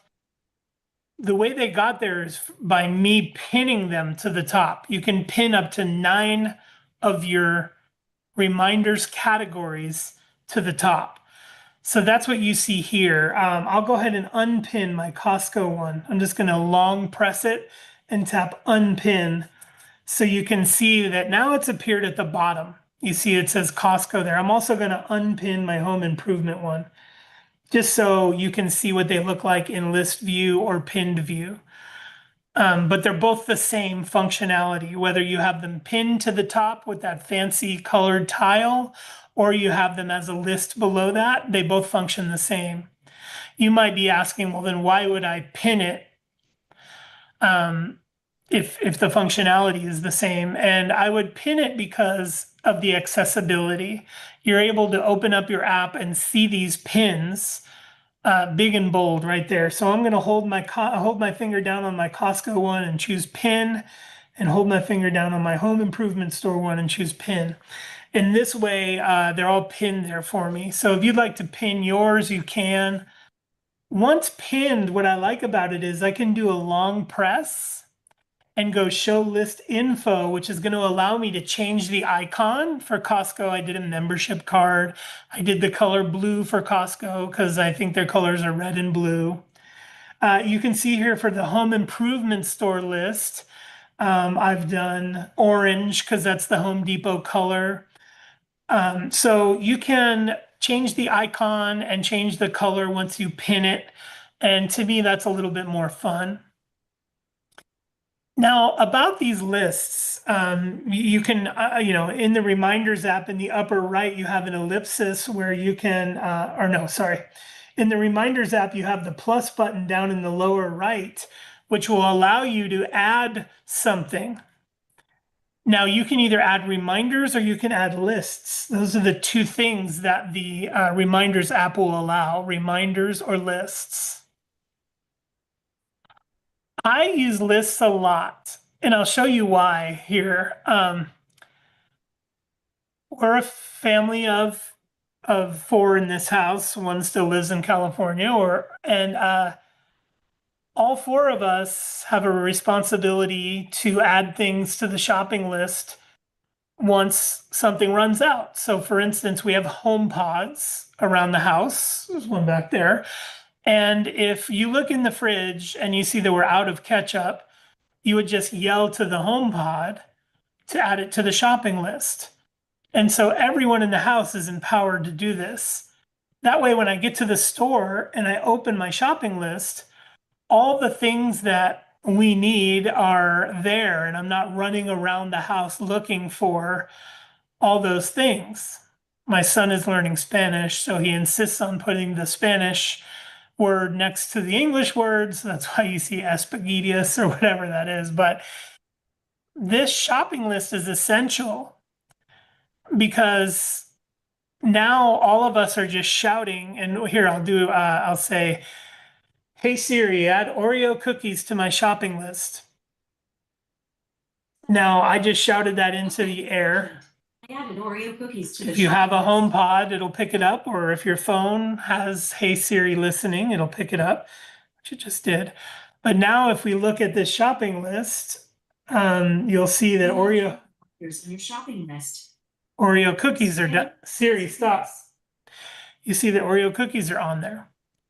Now, that's amazing because when I go to the store, I don't have to look anywhere and I don't have to ask anybody what they want. It's just an expectation that if you need something, you add it to the shopping list. Now, I've created one for the grocery store, but I also have one for Amazon and one for Costco. Now, notice in the grocery store one, I want to show you that it is shared. It is shared with my family. And the reason it's shared with my family is because they can now add things from their phone to the list. So everybody knows if you need something at the grocery store, you simply put it on that list that's shared with you. And at the grocery store, I'll open it and see those things and get them for you. You can even go so far as to, now I want to show, here I am in my shopping list. This is real life, so these are all apparently things we need. Oh, I got jasmine rice already, by the way, so I'm just going to tap that, so get it off the list. Anchovies, broccolini, red chili flakes, all that stuff. Okay, they're all still on there. Now, if I want to, I can long press any one of these items, and I can assign it a priority if I want to. I can even attach an image to it. Now, I'm very particular about getting certain brands of certain things. I like Cento canned tomatoes. I don't want a Contadina brand, you see. So there are times when I will include a photo on my shopping list right from the grocery store app, so my wife or my daughter, if they're shopping, know exactly which one to get, because you can now support this with images, which I think is super important. So I've also added a Costco list because some things we get at Costco, like bathroom tissue. So I can just tell Siri, "Hey Siri, add bathroom tissue to my Costco list." The one time no Siri picks. "Hey Siri, add bathroom tissue to my Costco list." Okay, Pete. I added bathroom tissue to the Costco list. And you can see there it popped up. That's all I got to do is shout it out. Now, every time I go to Costco, I open this. This is important because grocery lists were hard years ago. You had to check in with people, you had to look in the fridge and all this stuff. Now, if we run out of something, it's everybody's responsibility to just add it to the list. Now, what about home improvement? Sometimes I'm out of screws or I need a new level or something like that. Well, I simply add it to the home improvement list or Amazon. Every so often we place a family Amazon order where we say, does anybody need anything on Amazon? We place the order. Now we have an Amazon list for that. So lists, in my opinion, are something that you could easily spin up and share with others, not just for groceries. Maybe it's the book club. Maybe it's you have a Friday night outing with the friends that you want to get a list of things that you guys, a camping trip. There's so many different ways to use this. So yeah, let me pause there. Go ahead, Bev. You mentioned like adding the Cento brand tomatoes to the shopping list. How do you add the image? How do you mentioned just taking it straight off the storefront, or could you go to your cupboard, snap a picture? So adding the images. Yeah, what I do is like I go, we do Publix out here. That's our local grocery store. So I go to the grocery store's website and I change it to my store because my particular grocery store knows what is in stock and what isn't. So if I say Cento tomatoes, it's gonna pull it up and there's what I want, San Marzano. I got to make sure I have the San Marzano tomatoes. And I could drag it over to reminders and drop it onto reminders like that. And I'll do that again, just so you can see. And in fact, I can make sort of like two phone screens here. Let me, oops, sorry. It's gonna be jumpy. Get back there, yeah. Wait, why did it do that? There we go. Okay, I'm gonna make two phone screens here side by side, kind of. Okay, so I have the reminders app open and I have Safari open, right? Safari is on the right with the Publix.com, the exact product I want, and my shopping list is on the left. I can just hold my finger down on the website on the right and bring that image right over to my my shopping list and drop it on there. I can drop it on an already existing thing. So you see if I highlight that right there and drop it on, I can do that. And so you can see now when I tap on that particular reminder, it shows the image right there. Now that's not always easy, especially if you don't have the manual dexterity to do that, because on a phone, you would have to hold your finger down on the Publix app, switch over to the reminders app, and then drop it on there. So what you can do is you can just take a screenshot of anything you want, save it to your camera roll, and then each reminder will allow you to add an image from your camera roll if you want. So if I do add image, it'll say, would you like to take a photo? Would you like to scan a document? Or do you want to go into your photo library? So a couple of different ways to do it. I recommend dragging it over, but that does require a little bit of dexterity. Now, if you're on an iPad and you're getting ready to set up a shopping list for a recipe from Paprika or something like that, it's really easy now in iOS 26, iPadOS 26, to have two screens side by side like this. As a matter of fact, I can move this over. Move this If one you're over on the here. phone, couldn't you press and hold the image and copy it? Yeah, but Reminders doesn't have a paste command. Oh, okay. So that's a little bit of a kerfluffle there. But like anchovies, like, you know, I want to make Caesar salad dressing. So I search for anchovies. Maybe Cento is the only one that I want. So I will just go over here and drop that right on anchovies. So now if my wife is at the store, she won't see my stupid scrunched up face when she gets home and has the wrong brand, because that's what I do. I scrunch my face up like that. And she says, what's wrong? And I say, I wanted the other brand. Well, guess what? Now I don't have to scrunch my face up anymore. And we always get the right thing. So I believe that reminders, for some of these reasons we've already discussed, is magical. Like being able to shout things onto the list, being able to rely on the others in your world to add things to the list too. And for that to work that way has been incredible for a family. Now I know everybody's situation is different, but you go on trips and stuff like that. So you might want to use reminders for all the things that you'd want to bring, or if you're going on a trip with somebody, you would share that note so they could see like, oh, you're bringing that, then I won't bring mine, you know, this type of thing. So lots of great ways to use lists, but I'll pause there and we'll talk. Oh, one more thing. Where is you, Bev? I want to show you down at the bottom of the left-hand panel there are tags. So if you want to tag things, you can organize them with tags and search by tags as well. So you can even tag things in your reminder list. So, okay, Barbara, I see that hand. Oh, you might still be muted. Yeah. Sorry. Okay. All of us have to-do lists and we don't get everything done on the to-do list on the day that you put it on the list. Is reminders a good app to use for that, or is there something else you would recommend? And if you have a list and you want to reorder the priority of it, how would you do that in whatever app you recommend? Okay, yeah, let's see. As far as reorder, I'll start go backwards. As far as reordering goes, right now I have this particular list set to organize automatically. It recognizes that it's a grocery list and it puts it in categories. So it doesn't do a great job because broccolini and anchovies are under seafood. I wouldn't even consider anchovies seafood really. But let me see what. Beer, wine, and spirits has mirin and rice flour in there. So obviously it doesn't do the best job of organizing your stuff.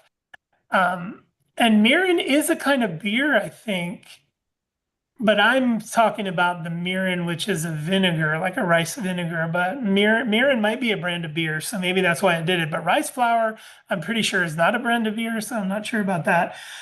So yeah, it doesn't do a great job, but you can turn off auto sorting if you want. Let's see, there are some, let's see, sort by. There's lots of options for sorting, and you can just do it manually. So if I say, let's see, in Costco, hey Siri, add chicken broth to my Costco list. Okay, Pete. I added chicken broth to the Costco list. So there it is. I can just use my finger to drag the order up and down. So if I want to reorder them that way, I can. Can you restate the first question you asked? Because I'm not sure I understood it fully. It was something about getting the to-dos done same day. Yeah, if you create a list of to-dos, whether it's phone calls or appointments or whatever, and at the end of the day, you didn't clear the list, so you have to carry some items over to the next day. Is reminders the best app to use for that, or is there something else? And how would you I guess you would just drag the order up and down however you choose, but what's the best app if it's not reminders for that function? Good. Yeah. So you're saying, hey, if I break through the barrier of reminders and I need more utility than that, where do I go? I find Todoist is an extraordinary, but everybody has a different one that they like. The Todoist is where I started this journey. I got Todoist, and it was my daughter's freshman year in high school. I got her a Todoist account.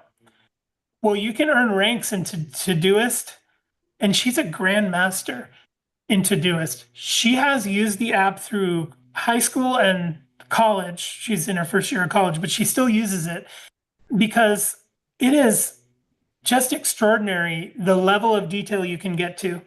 Now, I didn't need that. She has a bunch of papers due and different times and lots of activities and stuff. And what I did was I duplicated Todoist basically in reminders.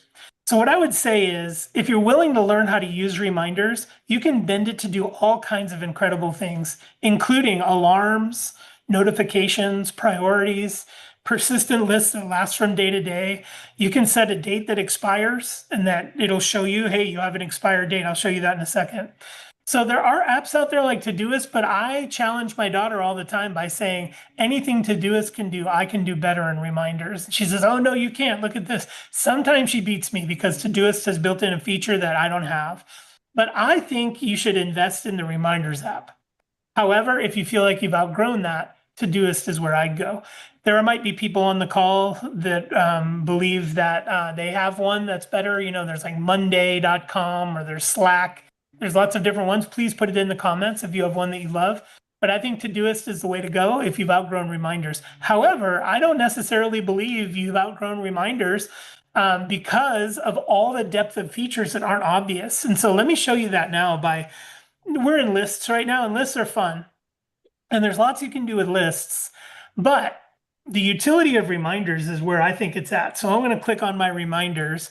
And when you click on reminders, it's assumed that these are either scheduled or not, or not. Like I have both. You can see my car payment recurs monthly.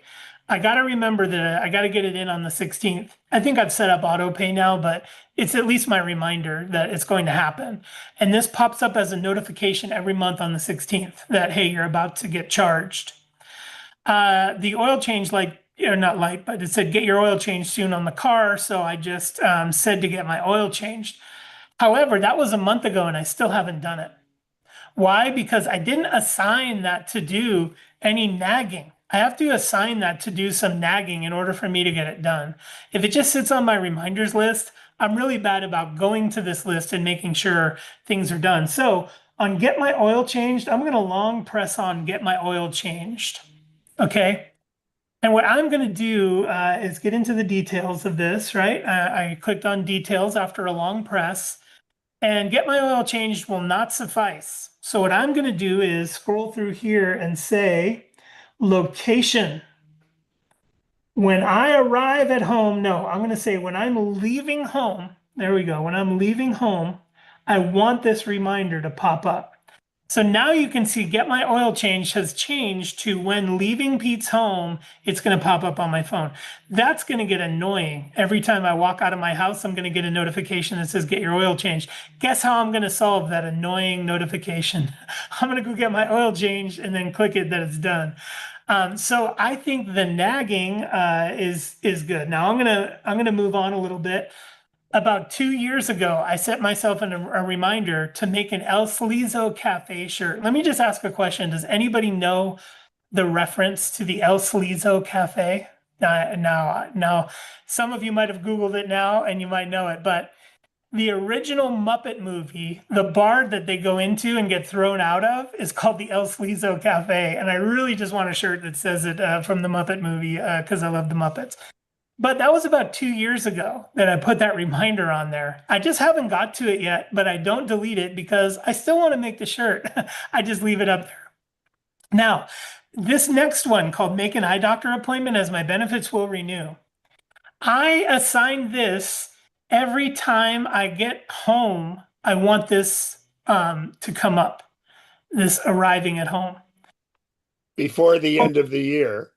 Yeah, which is past. And the problem was I wasn't doing it. Even though every time I got home, I got a reminder, I was procrastinating. Guess what I added? I added a new nag that says every time I text message my wife, I want a reminder of this thing. It's almost comical, but every time we text, a reminder pops up that says make an eye doctor appointment, which I need to do. I don't know why I keep procrastinating. But another detail about that particular reminder that I want to point out is that I've attached my benefits. I attached my benefits to that reminder. So when I do call them, I know exactly what to reference there. And that is just simply attached to the reminder. I can attach a photo. I can attach a PDF file. I can attach basically whatever I want. Now, this year around Christmas time, my son put his hands up like this on the 23rd and said, I didn't get anybody anything. I was like, well, we're supposed to talk about this in advance. You're supposed to plan this and earn a little bit of money. And, so I put a reminder for next year on November 1st to chat with him about gift giving, which I'll forget about between now and then. But when it pops up, it'll be my memory jog that says, oh, yeah, don't forget that I can, I need to sit down and talk to him. Now, notice the date is far away. I did not type any of this in. I just said, ahoy, what's her name? Siri. On November 1st, remind me to chat with Isaiah about gift giving.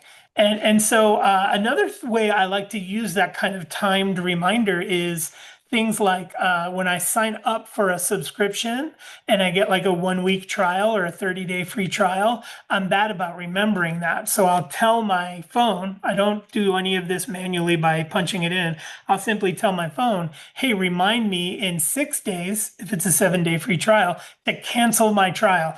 Because you know what they like to do now? They like to get you in the free trial and then bill you as soon as the trial ends, whether, they don't give you a chance to cancel your subscription subscription. So that's another reason why I use it. The next one is I've got into sourdough baking lately. And if you bake sourdough at all, it's a very appointment-based thing. I have to go upstairs, fold the dough, come back down, wait an hour, go back upstairs, fold the dough. I have to preheat the oven for an hour. Without the reminders app, I would not be able to do it. I constantly say to my watch, in 1 hour, remind me to do the second stretch and fold. In 1 hour, remind me to go turn the oven off. And so I use reminders constantly for this new hobby of appointment, bread baking. Now, just to last thing, and I know we're tight on time, but I just wanted to say, since I think it was Barbara who asked, the complexity of reminders can get very deep in a good way. And let me just see if I can show you that. Let's see, new list. No, that's not what I wanted, sorry. Okay. Yeah, under reminders, I can do a new section now. As you can see from the examples I just gave, these are all one-time things that they're to-dos that I can knock out with one action. But sometimes there's a complex one, like building out my new EmpowerTech studio. So I'll say build out studio as a section here in reminders. And the first thing I need to do is clear the room. And then this, oops, I put clear the room. There's still some stuff on in the room, so I need to clear it. And then I need to take down the roll down screens. Take down, roll down screens. Now, earlier I was asked about like, okay, what's the utility in these reminders? So under Build Out Studio, I have these two things. I can long press, which leads me to the details button. But in the details button, and Barbara, you were kind of asking about this, I can set a date, I can set a time, I can set whether or not it's urgent, I can say what list I want it to be in, or what section of the list. I can add tags to it, and then here's subtasks. In subtasks, I can say, find a new place for the Legos. My son's Legos are in there, and in order to clear that room out, I'm gonna have to find a new place for him to play with his Legos and stuff. So there we go. That was a subtask. And now you can see that's under the clear the room task. Find a new place for Legos. That, like everything else, has full customizability where I can set a reminder on location, whether I leave or get home. I can set it so when I arrive at a certain place, when messaging, whenever I message somebody, do I get a reminder? I can add images, priorities, things like that. And when I'm done with the task, I just simply tap it to check it off. My watch, when I go to the grocery store, I pull the shopping list up on my watch and I just scroll through and tap the things as I get them right on my watch. Couldn't be easier. None of this is done manually in my world. I just tell Siri to do it all. I just say, hey, I need this, or hey, I need that, add it to my reminders list. And it's one thing I just love about reminders. It's very powerful. And so before you explore something like Todoist or a third-party app, I suggest you exhaust all of the available utility and reminders because there's a ton in there. Whew, okay, I've got to check in to make sure everybody is still. Al has his hand up. No, okay, yes, no, sir. Regarding reminders and stuff for your frequently accessed stuff like a grocery shopping and something, the way you included a graphic, does it archive that graphic for the next time? Good. Oh, I see. Like the picture of tomatoes. Yeah. Yes, I'm glad you asked. Yeah, the next time I go to put in tomatoes, it shows historical data. Okay. And then from that historical data list, I can choose, I just start typing Cento, CEN, and then it'll show, oh, here's your history of typing Cento, and it'll show the image under it. And then you can tap that and it'll bring it right back. So Perfect. And you prefer that over the list in notes where it just drops it to the bottom? This is a good distinction, Ken. I'm glad you brought that up. Notes and the reminders app have a bit of overlap. There are reasons why you might use one over the other. I find reminders and the reminders app, whether it's lists or sets of to-dos, are really good for single checkoff type things or even subtasks. But where Notes really has its strength is you can put links, photos, videos, organize them, indent them any way you want. It's almost like you have a canvas to paint on, where reminders is a more strict utility about put things in here and we'll limit the way you can put them in there. So I definitely like notes for a scrolling sort of endless, list of things, including links, videos, images, website, like photos from websites, screenshots, all that kind of stuff. It's almost like a mood board in a way, where reminders is a little bit more disciplined about to-dos and the details of those to-dos. So obviously Notes is better for a permanent packing list that you refer to and you tick it as you go along. But for a shopping list, you probably have certain items that if you already have the list and you select them. So and again, I just want to wrap my head around which one on a consistent, like, well, on first, was I right about for a packing list you do it in Notes, right? Maybe, but look at this.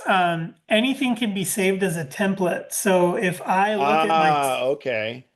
if I look at my templates, like for instance, if I like in your example, if I often go camping and I want to create a new instance of my camping list, not in notes, but in lists, I want to make a new instance, I can save my basic camping gear as a template.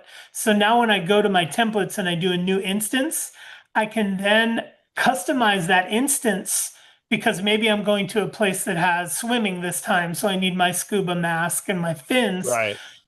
And so then so your base loadout is in there, and then you can tear it off like a tear pad on a template. So that makes it a little bit stronger than Notes, in that Notes doesn't necessarily have the template mode.